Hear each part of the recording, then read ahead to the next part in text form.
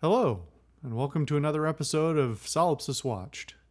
I'm your host, the Social Solipsist, and this week I watched 1992's Dracula, or as it is sometimes referred to, Bram Stoker's Dracula.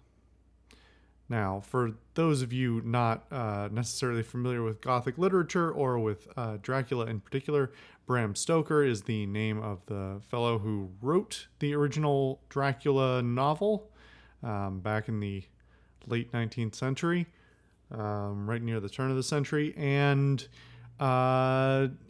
has no direct attachment to this film other than this is possibly one of, if well, I think the only film I know of that closely follows the course of the original novel, for better or for worse. But we'll get into that. This movie is directed by Francis Ford Coppola, and we'll get into that too. There is a lot to unpack about this film and about films in general, and history, and a whole lot of other things. So this may or may not be the ultimate test of my ability to hold myself back a little bit, because I could sit here for 3 or 4 hours and talk about this stuff. But there's a lot I want to unpack in a relatively short amount of time. I'm going to attempt to do that despite the fact that it's almost 1 a.m. and also I've had 3 fingers of whiskey before this. So, here we go.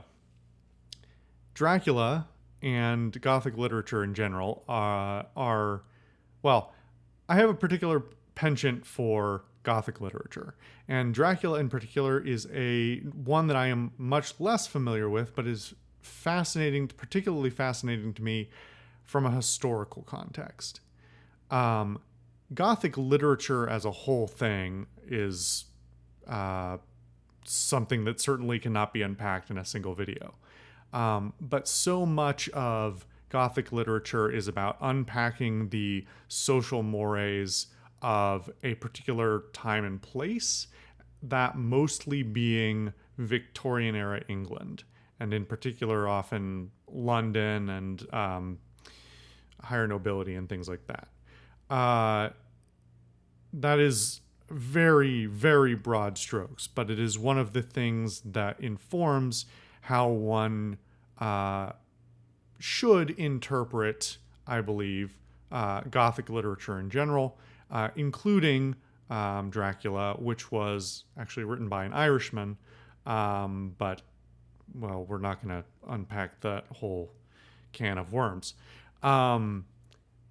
Nonetheless, Dracula is a particularly fascinating case because it sort of exemplifies a microcosm not only of Gothic literature in general, but of history.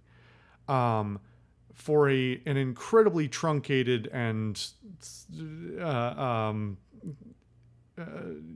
suspiciously suspiciously cut down and lacking in nuance history here. The history of Dracula basically goes back to close to 2,000 years, back to the rise of the Roman Empire, basically. So I'm just going to take a few minutes to unpack that, because I do think it is important, not necessarily to understanding the story, but for getting more out of it. So, obviously, when the Roman Empire was first established, it was not a Christian state. It was not a religion that existed yet. However, over time, Rome would become essentially a Christian nation, big hand wavy. And again, this is extremely cut down. It would then transition or be fractured multiple times, become the Byzantine Empire, which then would get, in many ways, overrun by the Ottoman Empire, which was not Christian. what's fascinating is that Dracula, the name Dracula, comes from Vlad the Impaler, Vlad Tepes, Dracul,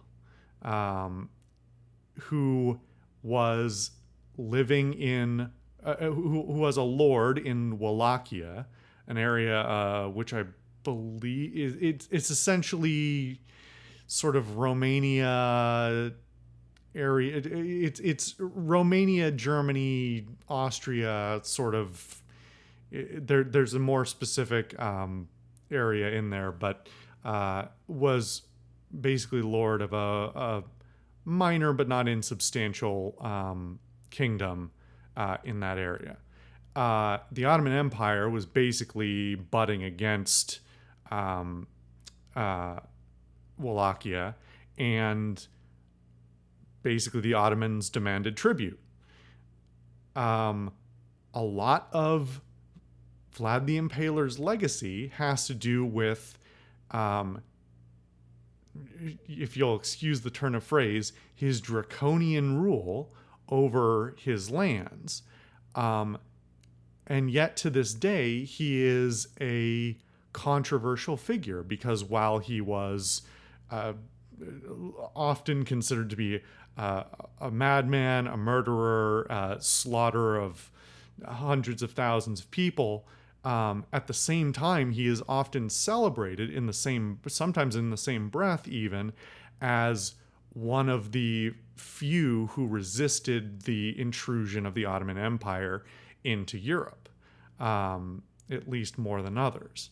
So that all comes back to this era of Gothic literature in the Victorian era, and our understanding of how ideas that would come to Bram Stoker would be influenced by, well, not only the mythologies of the day, but also contemporary Christianity in the time, and sort of a series of philosophical movements that would have come in the 18th century and 19th century and into the 20th century. So what I find most particularly fascinating about Dracula is that the possibility that a substantial portion of the influence towards him using that name was not having a full grasp of the historical context of Vlad the Impaler, but also having some cognizance that he was a controversial but religiously oriented figure. And that really gets into a lot of the some of the oddities surrounding the vampiric history, the idea of the vampire in modern literary studies. Boy, I don't know if I'm just rambling or not, because I'm a little drunk. So when you unpack the history of vampires in general, and particularly Dracula, I think it's important to have some understanding of that historical, social, and political, and religious, and cultural context, in order to get a fuller idea of the reasons for certain elements of the narrative. That stretches further into a more general sense about Gothic literature and Gothic stories, and this interrogation that is very common, really sort of a hallmark of Gothic literature, an interrogation of the Victorian era and the sort of standards of the time. And so you'll see a lot of elements of interrogating class and gender and religiousness and sections of Christianity, as well as things like medicine and industry and these other things that are sort of having these sudden overturns in just a matter of years during that sort of era. And obviously, this is not isolated to the British Empire under Victoria, but it is certainly contextually sort of the most very important for understanding Gothic literature, which is generally English, British. So a lot of that feeds into some of the sort of the most interesting things that this film in particular focuses on and doesn't shy away from, because despite being written over 100 years ago, there are elements of the Dracula story that are still being sort of culturally worked upon in modern times. Ideas of women's sexual liberation and women's place in the home or in society, and the sort of power structures and what it means to have egalitarianism or even like free will, and that really all feeds into this film, well, into the original book and into this film. And there's something to be said for this film because it doesn't shy away from a lot of those things. Something that I would say a lot of vampire films, even the quote unquote edgier ones these days, tend to do. We're already 12 minutes into this, and I barely talked about the film. I haven't talked about the film at all. We'll get there eventually. I'll go to bed at some point. So those of you who have been watching the channel for quite a while remember that I haven't done a vampire film in quite some time, but that there was a point at which I did several films. I guess one of them doesn't count as vampires, but anyway, it was a whole thing. If you haven't watched those, maybe you want to go back and watch them, or maybe not. But I did a number of vampire films, especially after having played Vampire the Masquerade Bloodlines, which also, if you haven't watched, I encourage you to check out because it's a cool game and it was fun to play. So, compared to those other films, this one follows a much less modern, much more deliberately old style of vampire narrative. It also follows much more old styles of, film structure and film style, and I don't want to say it pays homage, but in some ways harkens back to some of the very early horror films, one of those being Nosferatu, which is really the first, arguably the first vampire movie, and in large part what popularized vampires in a modern context. It's not like Bram Stoker was standard reading for everyone in the first half of the 20th century or anything like that. So Nosferatu has its own place in history. I'm not going to spend time picking that whole thing apart. But it is interesting to see just how much, in how many ways this movie does try to adhere to the original novel, and so sort of expands upon the I very much hesitate to say intent. I'm going to say it even though I don't like the word intent of the original novel. I should say, if I can step back for a second and say, all of these things I'm ascribing to Stoker's original work are, first of all, of course, speculative, but also not only are they questionably intentional, right? It's just contextual information, really, more than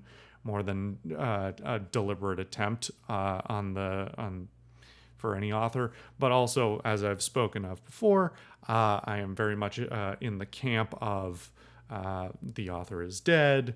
Their intentions for your reading are not important. That said, I think it's very important to understand the context in which things are written, the context in which art is created, essentially. And that's sort of what this whole past 15 minutes has been about. So let's talk about this film in particular, because it requires its own history that I did not really know, but is fascinating in its own right. So this film has a surprisingly star-studded cast. I shouldn't say surprisingly. It is Francis Ford Coppola, who only 2 years prior, in 1990, had just released The Godfather 3. Now, I did not know this. The Godfather 3... Well, I did know this, and then there's a part I didn't know. The Godfather 3 is a questionable film. It is very good in a lot of respects and not so great in some others. And Francis Ford Coppola, in particular, as a filmmaker, has a long and storied history of making an absolute debacle out of every film that he makes. By all accounts, he is, while well-intentioned, a bit of an auteur, and despite some truly incredible work, let's just say that he's got a lot of problems with how he works with people and how he makes films. Evidently, and this is the part I didn't know, in The Godfather 3, the part that Sofia Coppola, his daughter, plays, and she does a truly terrible, terrible job in that film, that role was not supposed to go to her. It was supposed to go to Winona Ryder, who was on the set originally and apparently shot a bunch of stuff, and then had to, for one reason or another, had to leave the movie, and so it was shot with Sophia instead. All the worse for it, but we'll just have to let that be as it is. What's fascinating, I had no idea about that. Well, I had no idea about that, and then what's interesting about it is that apparently, while she was leaving, as she was about to leave, Winona Ryder went to Francis Ford Coppola and brought him a screenplay adaptation of Dracula, which was essentially this film. And he already had a particular affinity for the Dracula novel.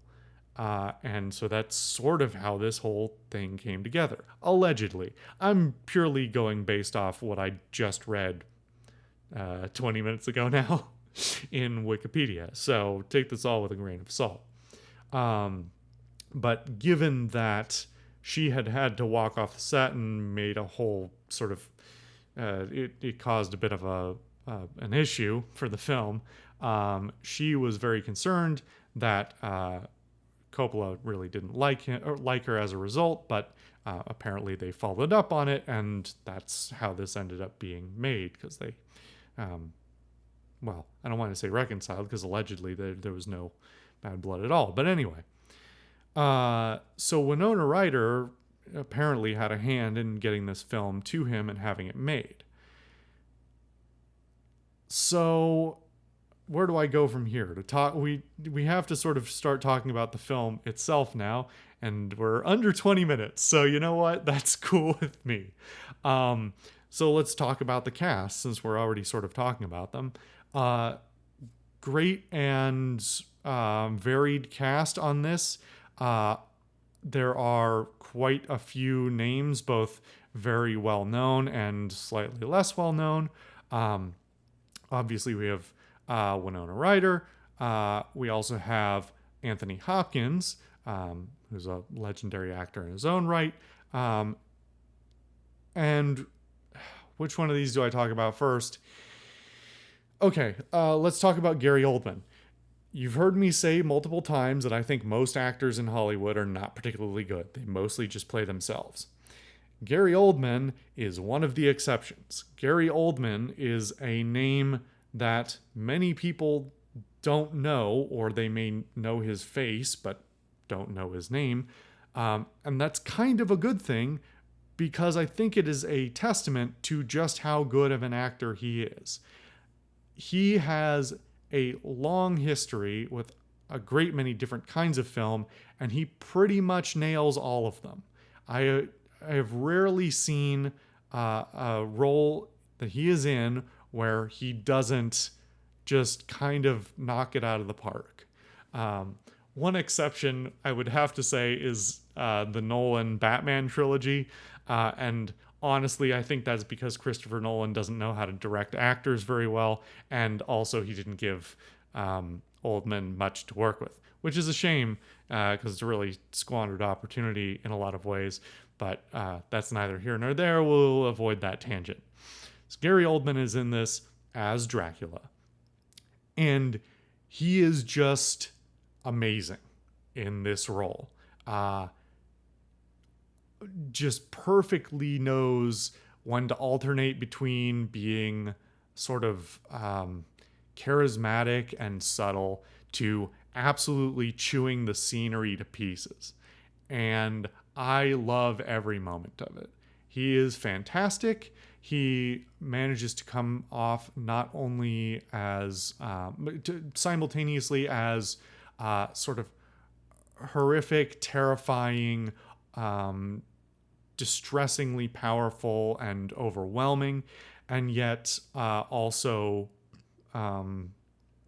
to have an element of frailty and sort of I'm forgetting the word I'm looking for, but you feel for him on some level. There's an empathetic level to essentially a villainous character who you see at the very beginning, deface an altar and call to, basically declare himself evil. It's a pretty deliberate and overt call to a self-curse, essentially. And Oldman nails it throughout this entire film. There's also a couple of other names on this, minor characters who all really nailed their roles. And also Tom Waits, who we saw in The Old Man with the Gun, in a minor role. He's kind of wild, and it's fantastic. I really enjoy it. And then we get to the rotten apple, which is Keanu Reeves. I actually intended to watch back my review of Speed to try and remember what I had said about him before. But I have a pretty good sense of what it was already. So as I believe I've said before, I don't think Keanu Reeves is a particularly talented actor in any respect. There are occasionally times when I think he does the job that needs to be done. But he is not particularly charismatic, and despite what a lovely person he is, and apparently a very hard worker, his role in this film is a huge flop. It alternates between, there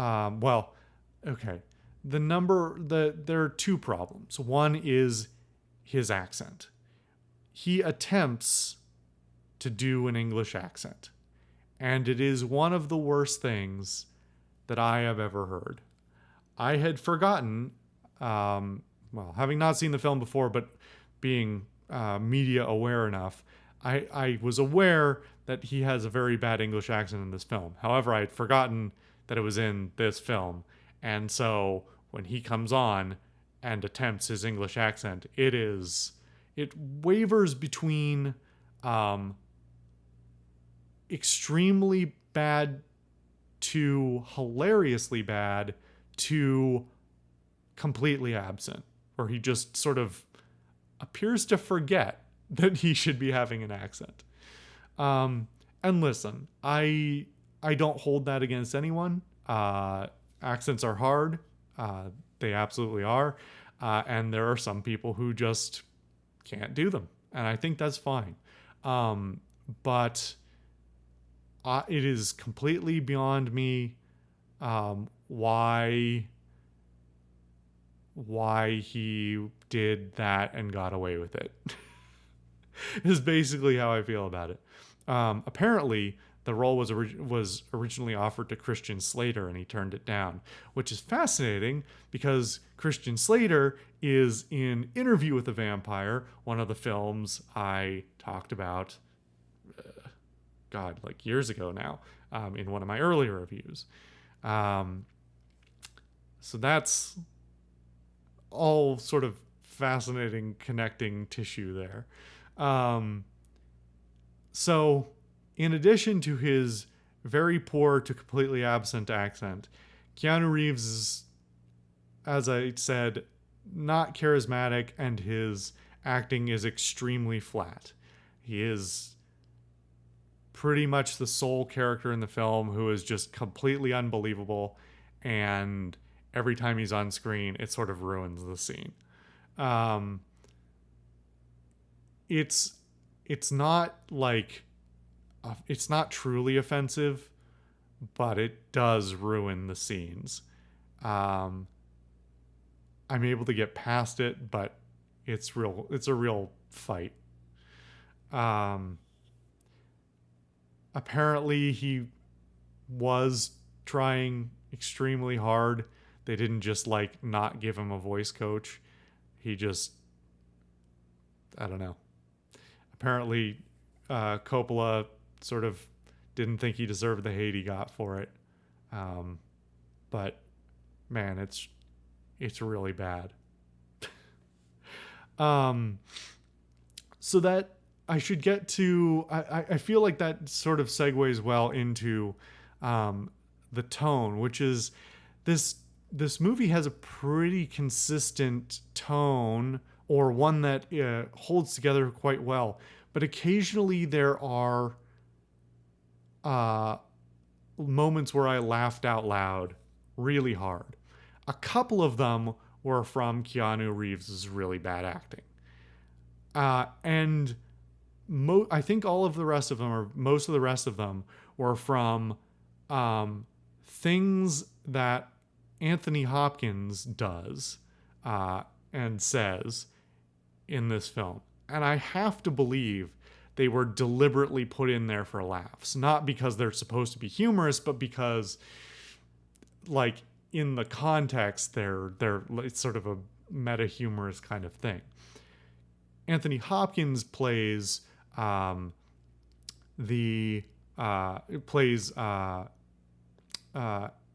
Van Helsing in his original version, that being the one from the book. And that's, I feel like this is sort of a segue into talking about the story as a whole, and the dialogue and all those sorts of things and how they tie in together. Because Van Helsing is very often these days, in a modern mythological or a modern literary context, thought of as, quote unquote, the vampire hunter, or the monster hunter, Van Helsing, and, like, you know, his descendants and all sorts of things. But the Bram Stoker novel is the origin of Van Helsing, and he's not really a monster hunter. He's essentially a physician, a medical physician, and a somebody who investigates sort of paranormal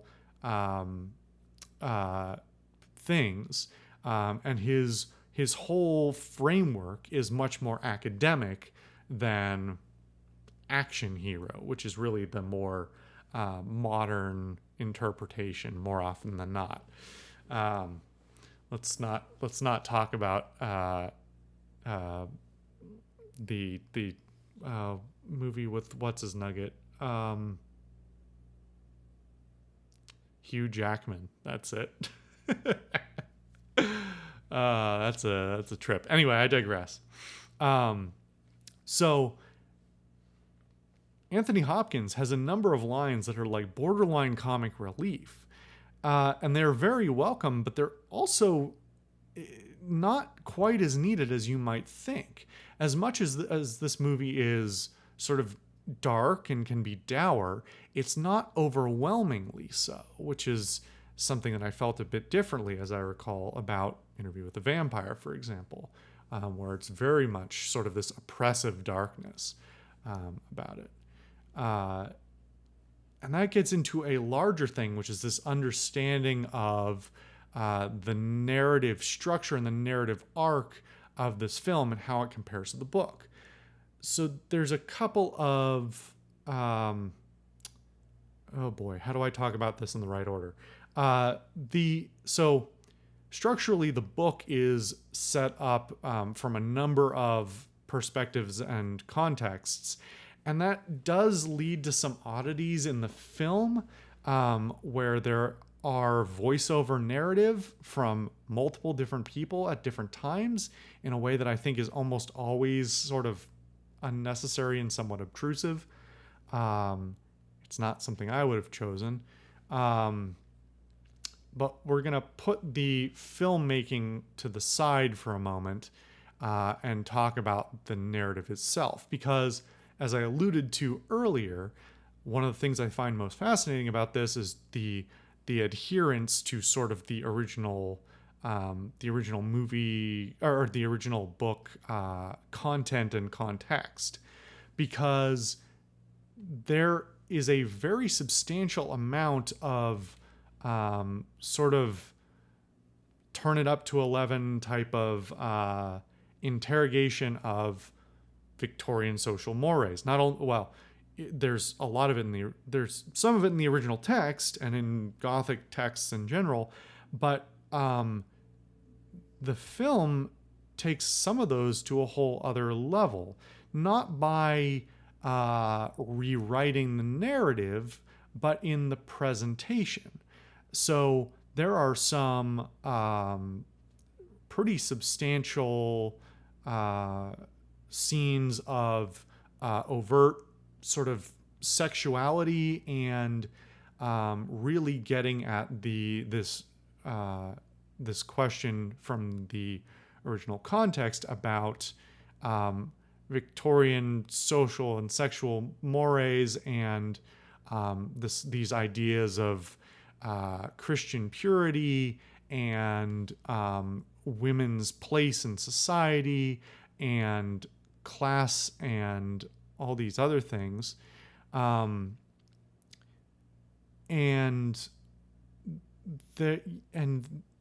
it's done with a surprisingly deft hand to present those things not only more starkly, with scenes of not overt sex, but with semi full frontal nudity,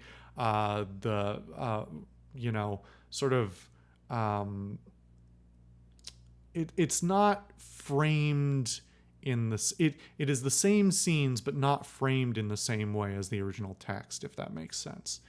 So you'll have scenes of pretty deliberately showing this sort of this monstrous manifestation of a Victorian era like sexual frustration and these stuffy, British guys who are sort of flustered by women not acting as women are expected to, or being in some state of undress or one thing or another.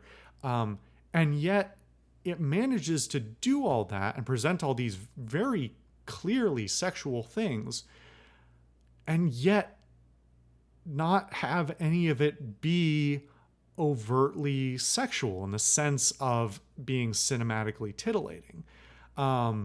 there's, uh, you know, like I said, substantial nudity, and yet they managed to frame it all in sort of this appropriately horrific or cultural context. In particular, there's one scene of one character observing another in an overtly sexual act, and rather than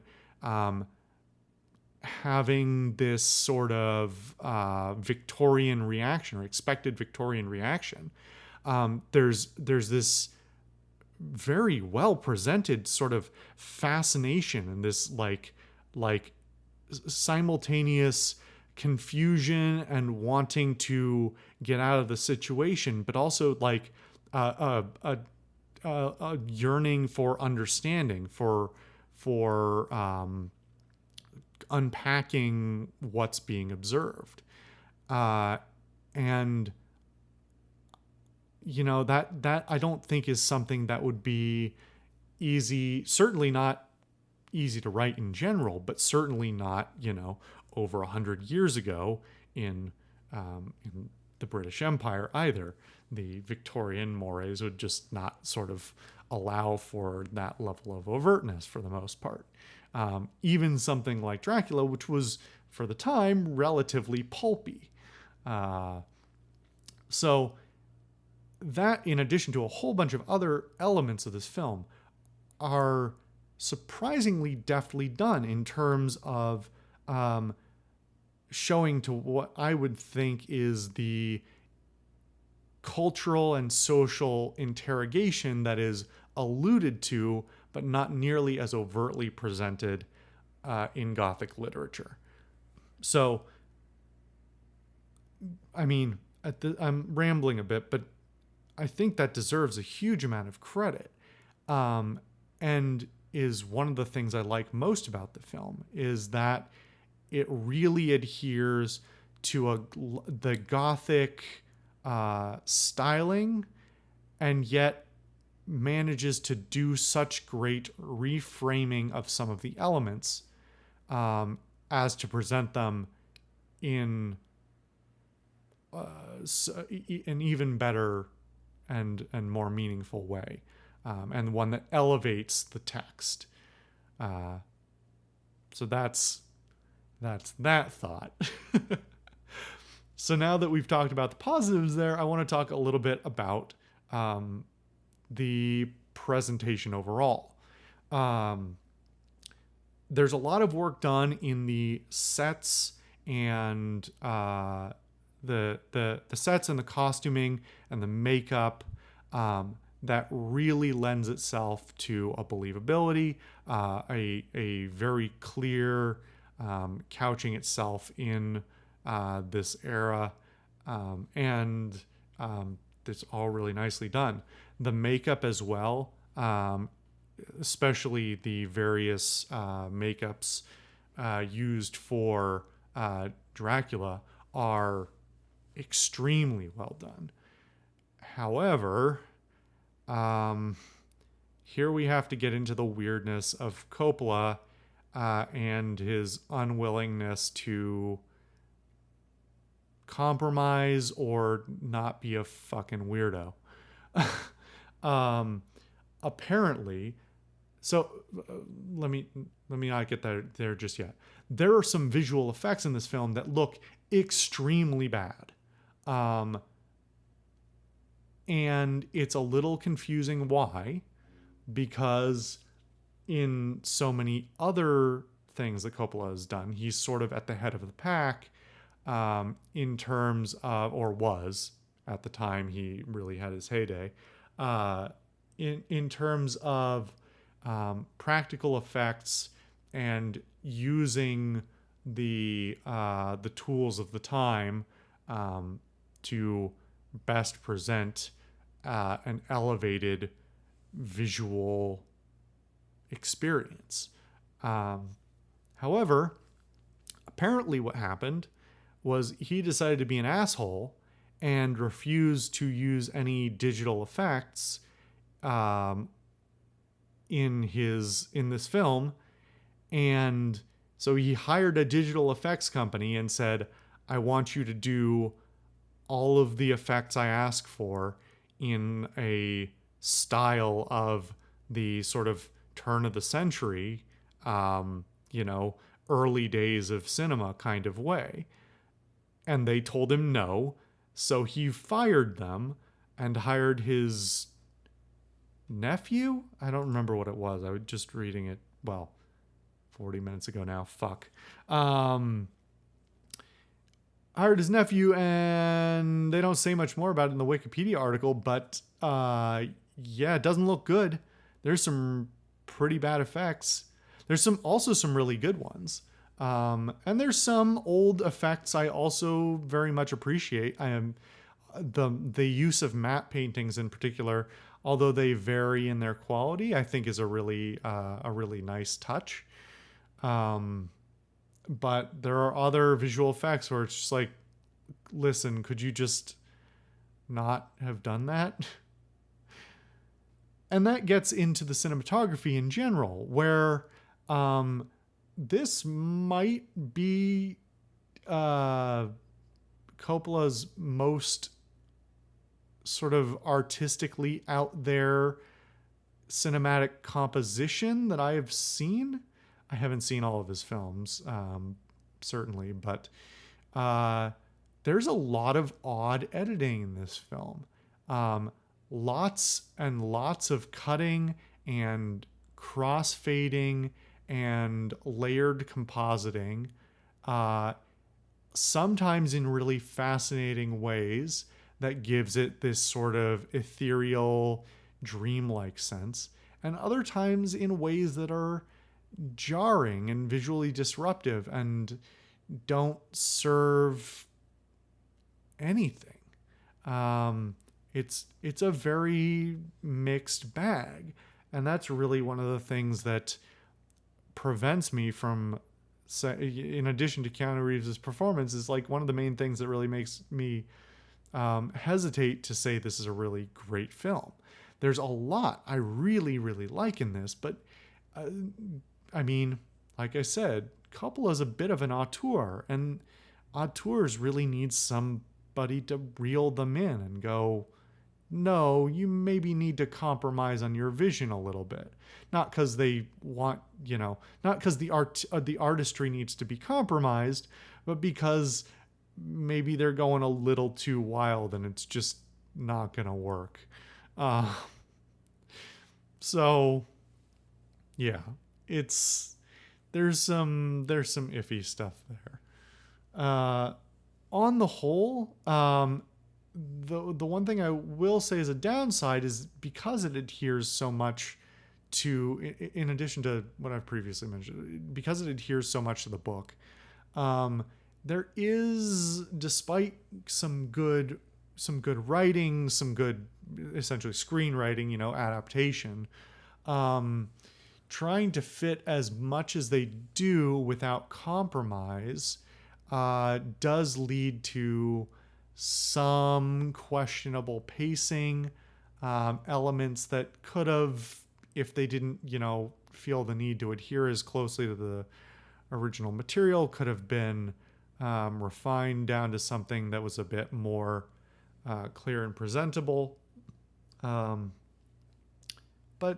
it's a relatively minor thing in the grand scheme of things. So, yeah. So, I mean, I'm trying to think if there's, I've been rambling for nearly 45 minutes now, and I don't want to draw this on out too long. Like I said, I could go on way too long about this, but I find the film really fascinating and definitely something I would recommend watching if you have any interest at all. However, it certainly comes with caveats, and I don't want to say you need to have an understanding of what you're getting. On the contrary, I've made it pretty obvious, I think, that I don't like giving people preconceived notions of what to expect. That said, it's hard to talk about without really talking about these things in a very direct sort of way. So, in addition to all of the elements I do and don't like about the film directly, I really appreciated the experience of watching it, because it really served the Dracula story in a way I didn't really expect it to. And being able to, draw back to some of my historical knowledge and things like that is also sort of a fun way to add to the experience. I had another thought, had several other thoughts that I'm sure I'm missing at this point because I didn't write them down, but yeah, that's neither here nor there. Two things before I bring this to a close, though. I realized at the beginning of this, and I'm not going to go back and edit it because fuck that. I didn't mention that the reason I watched this film was it's been on my docket for a long time, and in fact was on the original list of vampire films from several years ago, but I hadn't watched it at any point. Yes, I did end up watching this because Red Letter Media just put out their review of it, and I wanted to watch it myself. And I'm doing this before having watched that, but I am always interested in their takes. I often don't agree with them, but it's I enjoy their criticisms nonetheless. So that was part of the reason why I watched this at this point. So there's that. The one other thing is more of a housekeeping thing, actually, and I was thinking about breaking this off into a separate video, but fuck it. If you made it to the end of this video, you get to answer the question, and nobody else does. So obviously in this video, I talked a little bit more about the content of the film directly, and I've been feeling a little bad because some of my previous videos, I feel like I haven't delivered what I wanted to talk about necessarily, because I, on some level, was just holding myself back, trying not to spoil the content. I'm not completely comfortable with going to like full-blown spoilers all the time. And I don't think that's nearly as interesting to do a full dissection of a film without somebody else to bounce off of. But if you're here and you've been watching these videos, let me know your thoughts about the previous ones and whether you think that they've been valuable or not. To be fair, if you didn't think they were interesting or valuable, you probably wouldn't have kept watching them, but fuck it, self-selection bias. And how you would feel about moving to a structure, whether you think it would be useful to move to a structure where I don't hold back as much about the direct content of the film. Probably going further than I did in this video, talking more directly. Even in this video, I danced around the particular scenes I talked about and things like that, trying not to spoil them. But let me know if you think that would be useful or more informative or make for a more meaningful or interesting video for you. Because I love talking about these things and I can talk about them in any way, but this is for other people to enjoy as well. So leave me your thoughts on that. Anyway, let me sign off before this becomes the longest of the Solipsist Watched episodes. I have been the Social Solipsist. Thank you for watching an extremely long episode of Solipsist Watched. Leave your thoughts on this movie or anything I've talked about in this video in the comments. And I will see you guys for something different next time.